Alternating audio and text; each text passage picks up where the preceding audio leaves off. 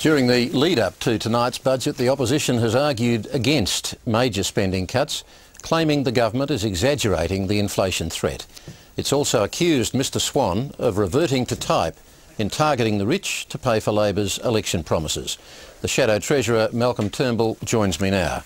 Malcolm Turnbull, before we get to the downside of the budget as you see it, and I notice your critique runs over several pages, what credit are you prepared to give this government for the size of the surplus, the limited amount of genuine pain that individuals, I would suggest, will feel, and the intrinsic economic conservatism that many people feel it reflects, economists included? Well, this is an inflationary budget. It's high taxing, high spending, does nothing to ease the cost of living pressures on Australians. When you say it's high spending, the spending relates to election promises. If this government had not honoured its election promises, what would you be saying now? Kerry, the point is that Mr Swan has said on your program again and again he was going to put downward pressure on inflation by making swinging cuts to spending. He was going to cut spending. He is actually spending more than was estimated in the financial outlook based on the previous government's election promises prior to the election. So this is he has increased spending, and he's increased it right across the forward estimates. He's cut spending on Howard programs and spent considerably more on Rudd Labor programs. It's a big spending budget, and it's completely contrary to what he was saying. I seem to recall that in the last election campaign, Labor's spending promises came in less than the then government's, and according to these budget papers, this budget slows spending growth from 2.9% to 1.1%. That doesn't exactly sound profligate. Kerry, he said he would cut spending. He's increased spending. Well, he's saying that their spending cuts, their savings, more than match their spending cuts. That is not true. They have cut spending on Howard government programs and spent around twice as much on their own programs. So in addition to that, they have increased taxes. So this is a high taxing budget, and those taxes are increasing the price of alcohol, of cars, of private health insurance. Now these all feed into the CPI, and there are a lot of other measures too that we've detailed. But this is a high taxing, high spending budget. It is the complete reverse, the complete opposite of what Mr Swan has been saying he would do for months and months. And I wonder what on earth he thought he was talking about. Why would you go around saying you're going to slash spending and cut taxes and then turn up with a budget that raises spending and raises taxes? Well, we knew about the so-called Elco-Pop taxes, and that we're told is for social reasons more than revenue reasons.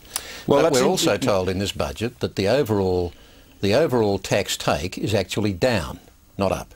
That's simply not true. You can look at the papers themselves. The taxes have been increased. Obviously, there are tax cuts, personal income tax cuts promised by Peter Costello and John Howard before the last election, were almost entirely copied by Labor within a few days, and they have been delivered. That is courtesy. So that's courtesy of the coalition.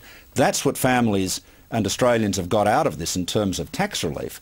But in addition to that, there's new taxes and, of course, a whole series of measures, of new Labor spending measures, which add up to a great deal more than the savings on Howard spending. So it is, you see, if Wayne Swan, Kerry, was going to be true to his promise of reducing demand in the economy, what he would have done was cut more spending, more Howard spending, than he introduced Rudd spending. He's done the exact reverse. All right, the government says in tonight's papers it has chopped more than $5 billion from Howard government spending programs, apparently without inflicting all that much pain.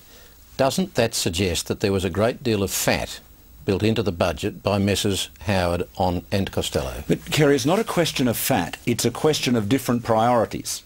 You see, in terms of the impact on inflation, what matters is how much demand is being put into the economy. Now, if Labor comes in and says, we don't like that coalition program and we'll cut that out, cut $1 billion out there, but then spend $2 billion on our own spending, which is essentially what they've been doing, then of course you add to the overall spending, and of course you add to inflationary pressures, and you add to that new taxes which put up the price of alcohol, which put up the price of cars, which will put up the price of private health insurance. The price of alcohol for a targeted audience for a social reason. Do you think that was a bad idea? Well, Kerry, it is just an additional tax. It won't Is that reduce, all it is? It will not reduce binge drinking. And in fact, if you look at the revenue that they're forecasting the revenue from this ready-to-drink tax increase to increase quite rapidly, which must assume that not only is Treasury assuming that people are not going to drink any less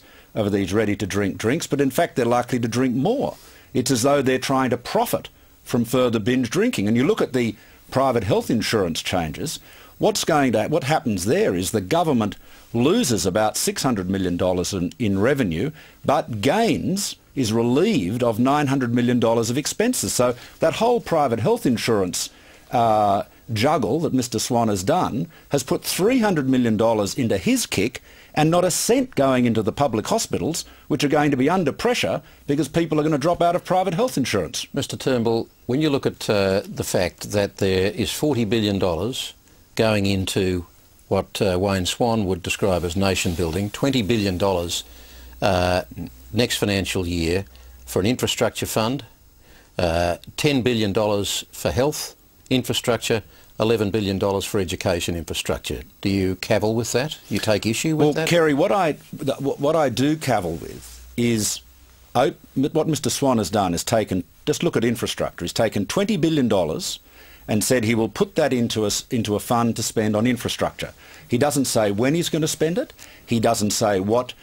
should he rush in and spend it tomorrow, or should they do it carefully in consultation with business Kerry, in the States? in the real world, in the real business world, if you wanted to go out and raise money for an infrastructure fund, the investors would want to know what type of return you're going to seek for it. They're going to want to know when you're going to spend it, what type of projects. What Wayne Swan has done has written a blank cheque to himself for a fund, in effect an investment fund, which has got infrastructure written on it and no more detail at all. Now that's just not acceptable. There is nothing in the budget papers that tells Australians whose savings it represents how that money is going to be spent. Is it just going to be used to bankroll inefficient state water utilities or energy utilities? I imagine we'll know that before the next election, Mr Turnbull. Well, we would hope so. We're out of time for now, but thanks for talking. Thank you.